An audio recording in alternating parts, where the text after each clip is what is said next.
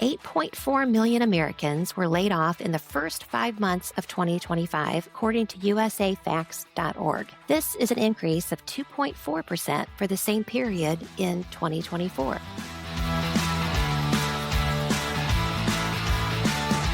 Welcome to the Joy Powered Workspace podcast, where we help HR and business leaders embrace joy in the workplace. I'm Susan White, owner of Susan Tinder White Consulting, an HR consulting practice. Joining me is my dear friend and co-host, JoDee Curtis, owner of Purple Inc., a large-scale HR firm that I'm part of as an executive collaborator. Today, we're going to riff on riffs, reductions in force, or more commonly known as layoffs. We're going to take a look at layoffs from the perspective of organizations who feel compelled to downsize their staff count, from colleagues who survive the layoffs but face new realities, and from impacted staff who lose their jobs. So, JoDee, we're going to try to look at it from three different angles. Yeah, I like it. 8.4 million Americans were laid off in the first 5 months of 2025, according to usafacts.org. This is an increase of 2.4% for the same period in 2024. We don't know how the rest of 2025 will play out, but we do know it's important for HR and business leaders to be prepared for the potential of reductions in force should the need surface anytime in the future. I can remember my boss coming to me back in the mid 1980s, asking me as an HR generalist to do some research as the bank I was working for, who had a history of no layoffs, realized it needed to develop a severance pay policy. So we were Oh, ready for all the potential mergers and acquisitions of banks that were just beginning to happen all around us. I got to tell you, JoDee, it woke me up. I didn't even know how to spell severance plan, let alone what to include in one. So it was a tall order, but great developmental opportunity for me. For the next 30 plus years, I was involved in ramp ups and ramp downs in the US and eventually overseas. Early on, I realized it takes very intentional efforts for organizations to come out of a period of layoffs with a good culture intact, with the smaller workforce still committed and engaged. JoDee, have mm. you had a lot of experience in the area of RIFs or layoffs? I have had a lot of like maybe small departments or a few people here and a few people there, but really only one time was I a part of kind of a pretty significant one, which was in the recession through 2008 and 2009, and Mm, it did not go well. mm. Yikes. If I can say, I didn't think it was going to go well at the beginning because I had some advice for him that our leadership team decided not to follow, and, basically that was we just kept letting people go or laying them off in onesies and twosies, but we knew we were going to have about 30 people, and I just felt so strongly we needed to rip the Band-Aid off one time. Yes. We didn't do it, and it was Mm. painful on all sides. You have to go through that pain multiple times. It's like, yeah, that's rough. I'm sorry you went through that. Over the Yeah. years, with all the mergers and acquisitions and reorganizations and changes of leaderships and expense control initiatives that I watched in the organization that I had worked with, I was convinced every time I was going to get laid off. I was absolutely convinced. And actually, eventually, I was proven right. It just took 35 years, and I was caught up in a riff as well. So what I'd like to do today is first explore best practices for organizations. We know that many of our listeners are HR professionals, they're business heads, and I do think this is something that we need to be prepared for as business leaders or HR professionals. We know that organizations, they want to survive shrinking their workforces and come out on the other side of it, hopefully in a sustainable, positive, thriving way. Employment Law Worldview posted an article on April 15th, 2025, that was written by Melissa Legault entitled Best Practices for Employers When Implementing a U.S. Reduction in Force. Let's go through these suggestions, JoDee. I think that they are good. Would you like to start us off? Sure. So the first one is to clearly document the business reasons for the RIF. And I think there's a few reasons to do this. Number one, being legally, to be able to document and explain the reasons and understand to make sure you're being inclusive and all that. But I also think, even just internally, so that there's a clearly defined message of what is happening here. Is it cost control? Is it something coming up that we haven't even announced yet? Is it a project gone wrong, or a test or a pilot that didn't go as planned? I think just to get everyone on the same page of, why are we doing this? I totally agree because internally, you're going to need to tell the people that are leaving the reason. You're going to want to tell the people that are staying the reason why some people are going. You want to be able to tell your customers and on and on. So, yeah, I think you're exactly right. Let's get on the same page from the get go. Yeah, love Mhm. that.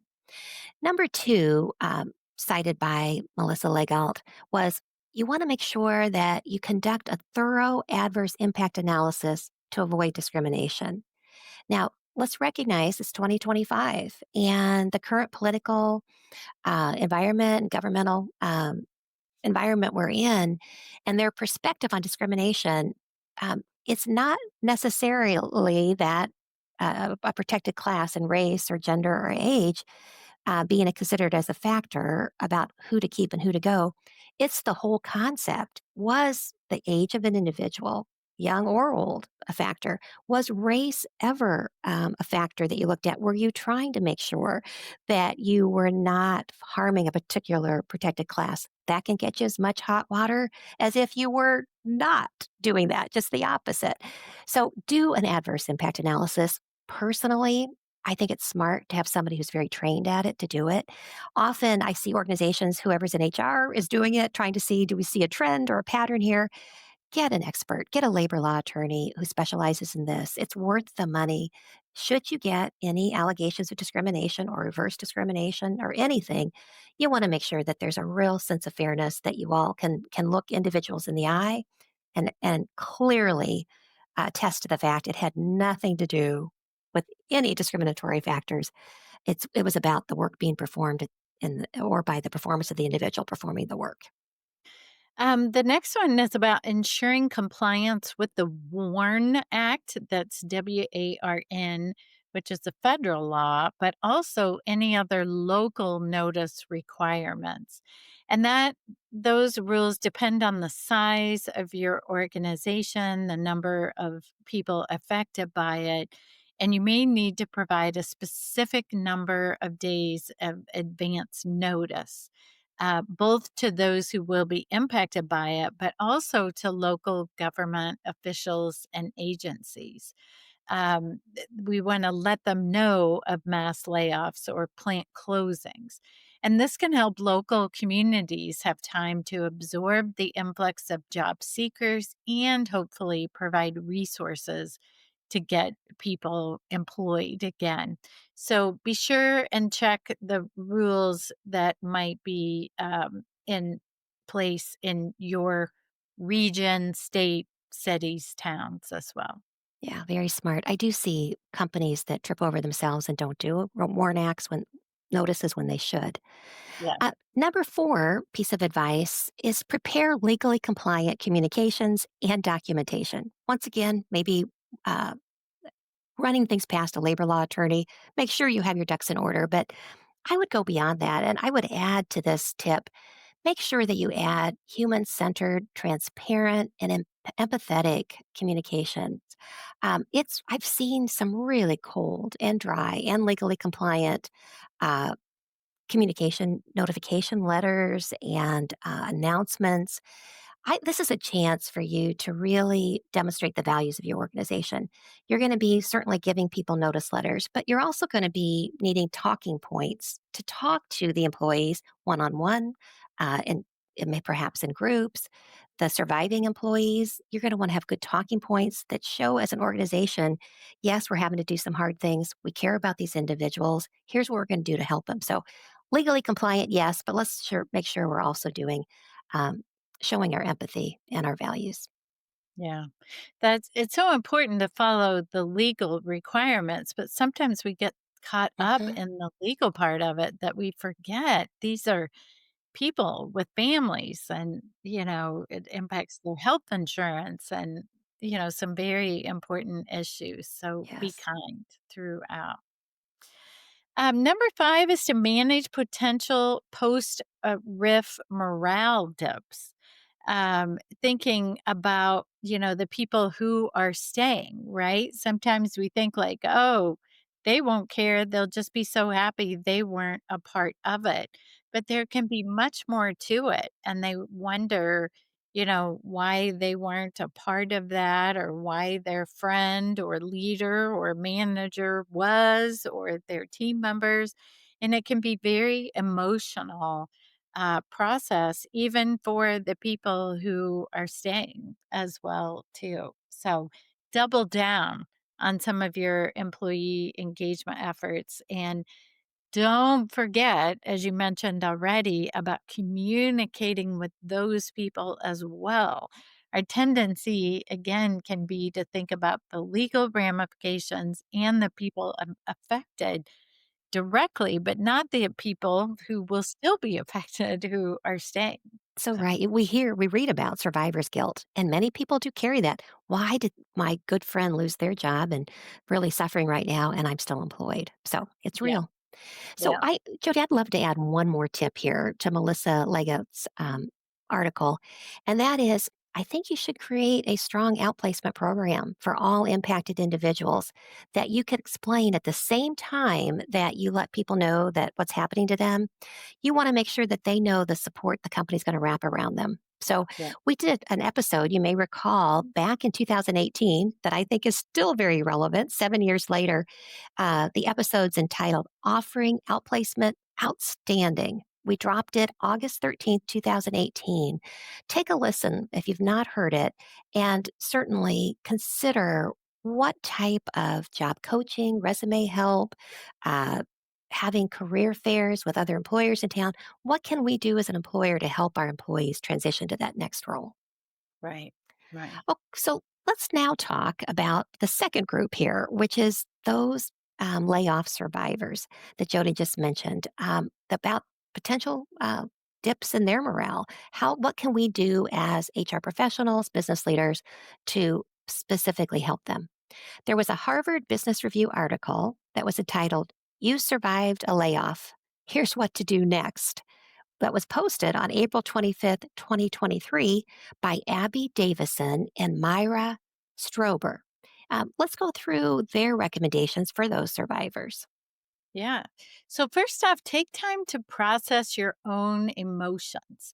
You may literally go through the 5 stages of grief, right? Because you might be losing friends, coworkers.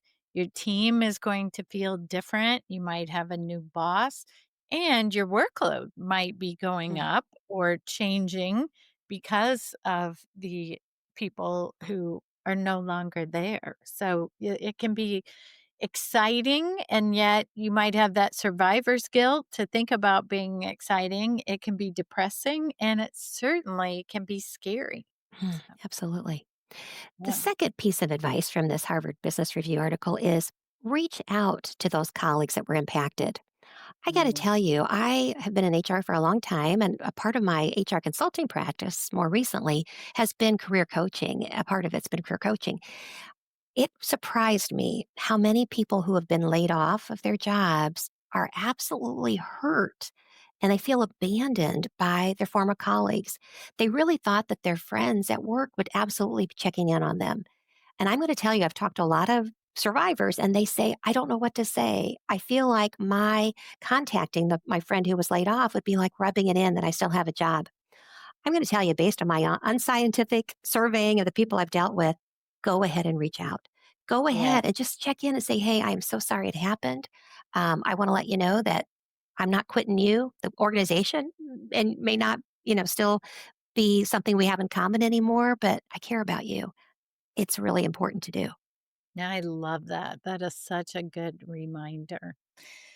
The next one is about clarifying your own responsibilities, right? What are your responsibilities today and what are they going to be when these people, coworkers, team members, bosses even or people who work for you, what of their jobs might you be taking on or might you be changing your job description and you might not be getting a raise to do it either, Mhm. which can be difficult to be given additional responsibilities um, without a promotion, a change in job title too. So make sure you understand what exactly are you responsible for right now. I've seen that happen many times where a company's going through some type of a financial issue or some type of a struggle. They're laying people off. Other people are asked to do more, and there is no more money to pay people. So Yeah. it can be, understand that. And it's a surprise sometimes to those survivors. They're doing two people's job now for their old salary. Which leads me to really the fourth piece of advice in this HBR article is it's time for you to do some self reflection. This organization is going through trauma of some kind because they're letting people go. Is this a place you want to stay? Do you want to recommit to it? Or should you start thinking about an escape route? Certainly, Jody's example early on, she worked at a company that they were doing dribs and drabs of layoffs. They just kept coming. Maybe it's time for you to freshen up your own resume. They've certainly told you that your job is okay today, but that doesn't mean it's going to be tomorrow.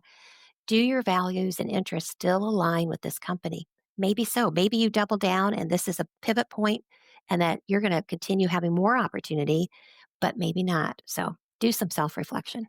Yeah. And you might not, want to make a decision right away. So do that self reflection and then take some time to understand how you want to move forward. Davison and Strober recommended you wait at least 3, maybe 6 months post layoff before you meet with your boss to talk through what additional skills and experiences you've gotten under your belt by taking on more or different work, or how is it impacting your long-term goals, which might include asking for a salary review as well too.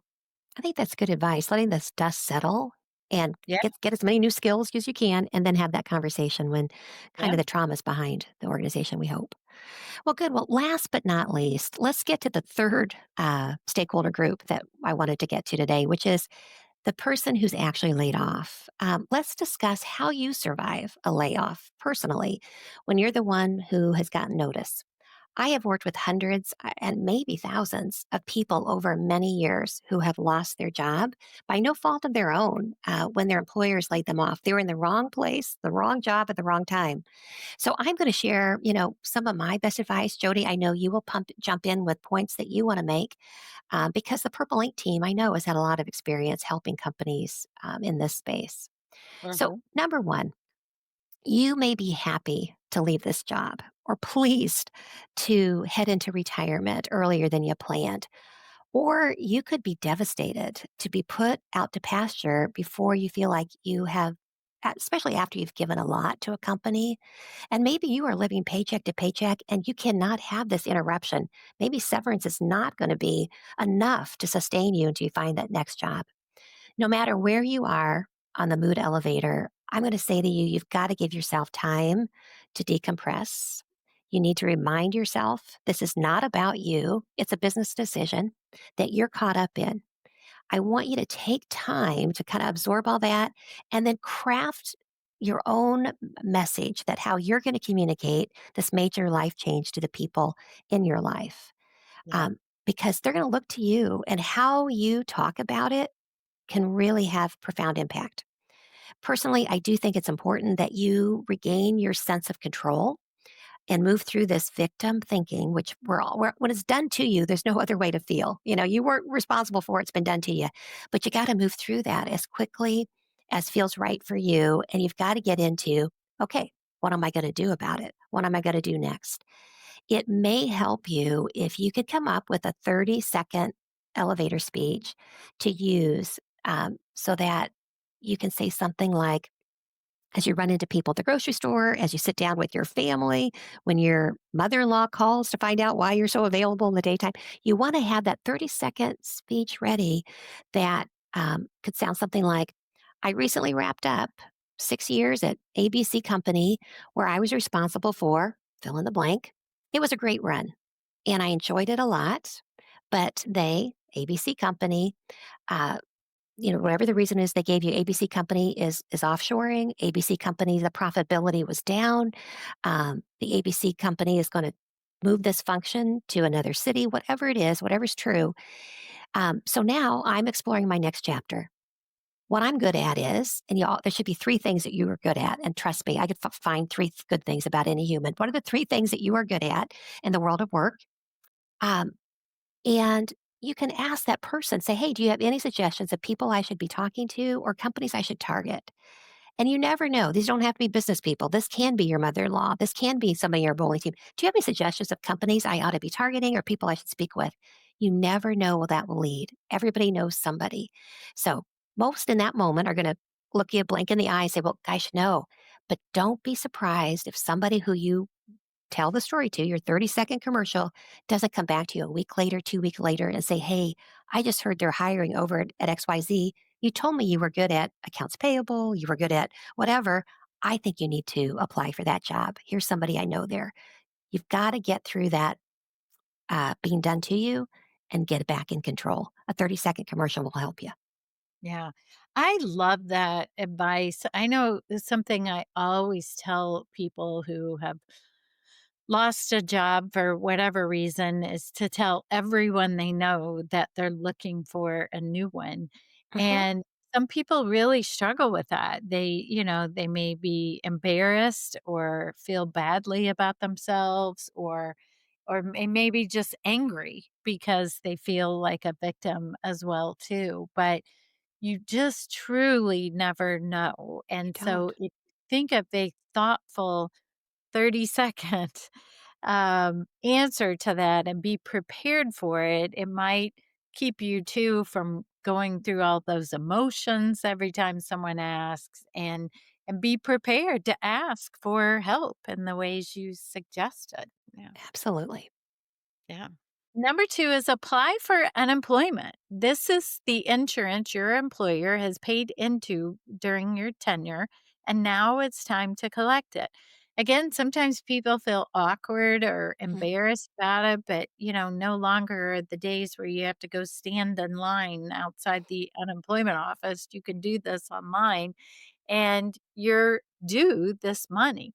Do recognize that depending on your state laws, that if you get severance, that money could impact when you're eligible and how much you can get. So it might not be starting immediately, but apply for it, start learning about it, and follow the rules on what you need to do to keep getting it. I worked with people that had pride about doing this, and it was something they felt like it was going on the dole, they shouldn't do it. I'm telling you, this is insurance that your company paid into, and it's your time to collect. So thank you for that, Jody. Number 3, approach getting your new job in a balanced, positive way, assuming you want to get a new job, and most people will. Um, let me give you some tips around that. First of all, don't go at this 24 by 7. It will drain you and you will hit the wall quickly. Look at your calendar and block time Monday through Friday. Do not work weekends, do not work evenings unless you're a night owl, and that's really when you shine. But if you're like me, Monday through Friday, I'm going to make sure that that is my job search time. Um, be sure that you block different things on that calendar as you're looking for a job. Since you want to do this in a balanced way, I'm going to suggest block time every day for some kind of exercise. If you like pickleball, make it pickleball. If you like water walking, make it water walking, whatever it is. But you need every day now to make sure that you are exercising your body. That's going to help with your stress. It's going to help you feel better. It's going to energize you. Um, block time every day to network. Jody says everybody you know needs to know you're looking for a job. I'd suggest amping up your LinkedIn connections. Commit to reaching out every day to 3 or 4 different people. Make sure you keep a spreadsheet of who you reached out to, so you don't follow up with you, that you can follow up with them.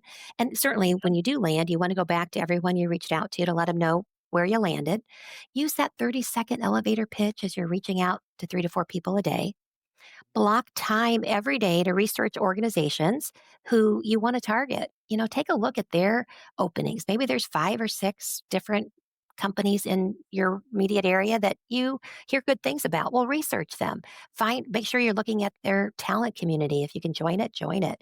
Um, Reach out to any first connections that you have who work at those companies and see if you can't have time to do kind of a informational interview. But definitely, you're going to be researching companies that you want to target. And then block out time to review job postings on LinkedIn and one other job board that's relevant to your area of expertise. Um, do not look for a job that you're 100% match for because that person does not exist. I always Mhm. say if you're 80% qualified for a job, you ought to apply. Employers are delighted when they get somebody who's 80% matching the job qualifications. Right. Don't be waiting for that dream job to appear. I also would not do more than LinkedIn and one other job board because you will be inundated with insurance sales and other types of job openings hitting your feed.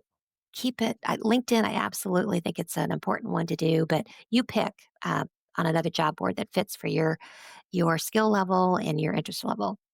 And then block time finally to do something for someone else every week. Mm. I'm telling you, when you are feeling low, and I'm going to tell you, looking at job search, you can feel low. You're going to feel highs and lows every single day, and it's going to be a roller coaster. If you block time to do some service work, some charity work, pro bono work for somebody else, you're going to accomplish something each week and you're going to help the world. So I truly believe it's going to make you feel much better about yourself. I love that. That is great advice. I might also add, be serious about your financial planning. If you're not been a person who ever budgeted before, now may be the time. Also think about, how much do I have to live on? What can I do differently to make sure I stretch the dollars I have? And then one last tip I might suggest is work with a respected friend, a mentor, or hire a career coach if you need a sounding board during your journey. We find that losing a job can be really tough on an individual with their partner, their loved ones, because that partner or loved one, they hear it all the time. Or you start to think, I can't talk about it to them. They're sick of hearing about it. Or I'm going to worry them if I'm worried. Sometimes it's helpful to have somebody outside of your home that can be a partner with you on this journey. And that's where career coaches can come in handy. You may not be able to afford it at that time. Find a mentor, a friend, somebody who can be an arm length away and can be your thought partner. So, those are all the tips I think I've got on that front. After you get started in your new role or launch your own business or whatever you decide to do next, take time to capture your learnings from your layoff experience and circle back to thank all the individuals you networked with and let them know where you landed. It's always good to share good news and people want to hear it from you. So, Absolutely.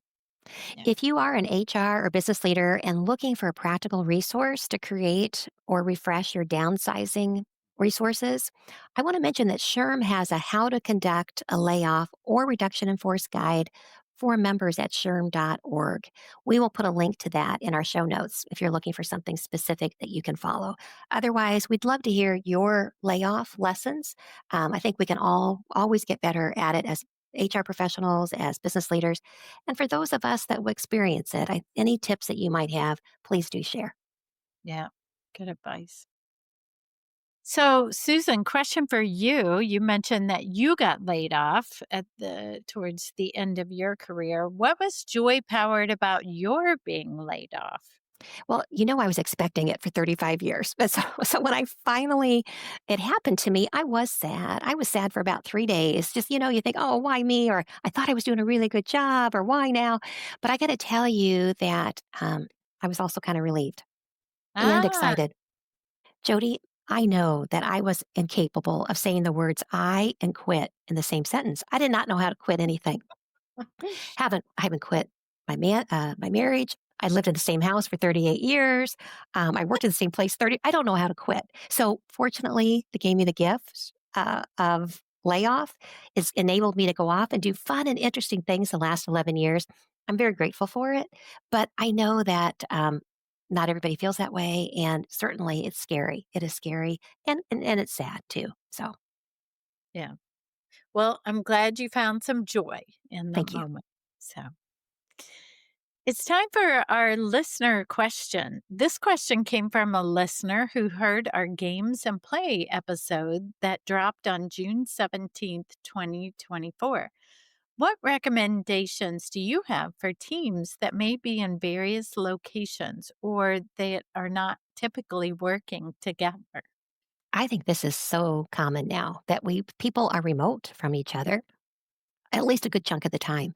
So I would view building social capital within your staff as an investment that will yield dividends. And I would talk to my senior leaders about it. That our teams are spread throughout different locations, and they don't really have the opportunity to regularly be physically together. And they're going to need extra HR and business leader intervention to build that esprit de corps. So, some specific suggestions that I have. First of all, establish a rotating buddy system where people are partnered up for a month, a quarter, a year to get to know each other on a deeper level, and then create some buddy based fun competitions. Pay them to huddle weekly for 20 minutes to catch up with each other, share ideas, and then change up everyone's official buddies at regular intervals so that it's not just you have one buddy in the company. Over time, you're going to have more and more buddies. So that's my first suggestion. The second is schedule and facilitate virtual lunches, happy hours, work related book club meetings, social engagements. Certainly, you can do all that via Zoom, Teams, whatever platform that you have. Um, a third idea, host online game show events with cross functional teams who don't know each other very well. Have the team meet in advance to get to know each other, talk about their skill set, and then have them meet post game to celebrate their wins, their lessons, even if they lost, to laugh about it. You can really build camaraderie when people compete together. And then finally, I would add a get to know me portion of each team huddle where a different remote person has a chance to showcase their photos, their slides, have a discussion about their life, their town, the company location, their hopes, their dreams, their joys, their worries. So devote time to it and let people present. Yeah. JoDee, you are a master at this, given that your business has really been remotely based for, gosh, last what, 13, 14 years. Anything else you might suggest? Yeah, we've done most everything you have suggested. And something else that I've talked about before on the podcast, but honestly was not really very good at doing it. And that is, I'm trying just recently to be much more intentional at building in a bit of social time in our meetings. So I'm one who can be pretty heads down work or to have a meeting and I want to start on time and get it moving. But thinking now I've been more intentional at the beginning of the meeting or the end, or it can even be somewhere in the middle to just say, let's share some good news, right? Or let's, what's the best thing that's happened to you recently type of conversations so that people, when you are in a remote environment, those conversations are more important than ever. When you're live, you're naturally having more of those. You might not always be intentional about including everyone or, talking to everyone specifically, but just allowing that time, even putting it on the agenda so that Mhm. it doesn't feel like we're wasting time or we're not being productive, but we're committed to learning about each other. I So, love it. Yep. yeah. So, JoDee, it's time for In the News, a February 6, 2025 HBR.org online article entitled How to Recognize and Avoid Toxic Positivity caught our interest. We are seeing a lot written about the concept of toxic positivity, being the joy powered workspace that just feels wrong. Yeah, Right. feels real wrong. Medical news today defines toxic positivity as an obsession with positive thinking. It is the belief that people should put a positive spin on all experiences, even those that are profoundly tragic. As a Joy Powered Workspace podcast, we are all about positivity, but not when it's toxic. Signs that Mhm. positivity may be turning toxic in the workplace that HBR cites include. Why don't you start us off, JoDee? When colleagues or bosses are consistently responding to individuals' concerns with, it'll be fine, or don't overthink it, or in other words, downplaying people's legitimate worries. Yeah. Number two, labeling skeptics as difficult. You're, in effect, marginalizing people and maybe quieting legitimate issues that need to be raised. Yeah. Number three, always looking for the silver lining. When you hear a colleague's boss's mantra of everything happens for a reason, maybe stay alert, it can come across as insincere, naive, or dismissive. Whenever that expression comes up, my husband, Bill, it just drives him nuts. It's like not everything happens for a reason. He hates that. So I don't Yeah. ever say it. Yeah. Yeah. Number four, jumping to the fix it mode, trying to Uh, kill a problem before you really understand the problem. yeah. Sometimes colleagues, bosses just need to vent, and you're jumping to fix what you think you heard can be frustrating to the person sharing their concerns with you. Yeah. Yeah. Number five, performing positivity on social media. Most people are weary of people posting only idealized, upbeat images online, especially in the work setting, which can come across as unauthentic. Why not share mistakes made, lessons learned, or growth that has occurred? Please tune in next time and make it a Joy Power Day. If you're SHRM certified, you can get credit for listening to this episode. To get the code, go to getjoypowered.com/SHRM and fill out a short evaluation. When you finish the evaluation, you'll get the code and a link to a proof of participation certificate. The code will expire on October 6, 2026. Again, that's getjoypowered.com/SHRM to get the code, and it's going to expire on October 6, 2026. Thank you for listening, and thank you for your dedication to the HR profession. Thanks for tuning in and make it a joy powered day. Thank you. If you like the show, please tell a few friends about us and let us know what you thought by leaving us a rating or review on Apple Podcasts or wherever you're listening right now. Become a Joy Powered member to get extras like early access to episodes, video versions of the episodes, bonus episodes, and even more. Learn more at patreon.com/joypowered. You spell Patreon, Patreon. So it's patreon.com/joypowered. You can find more information on our podcast, books, blogs, and more at getjoypowered.com. We're at JoyPowered on Instagram, LinkedIn, and Facebook. And you can email us via joypowered@gmail.com. Make it a Joy Powered Day.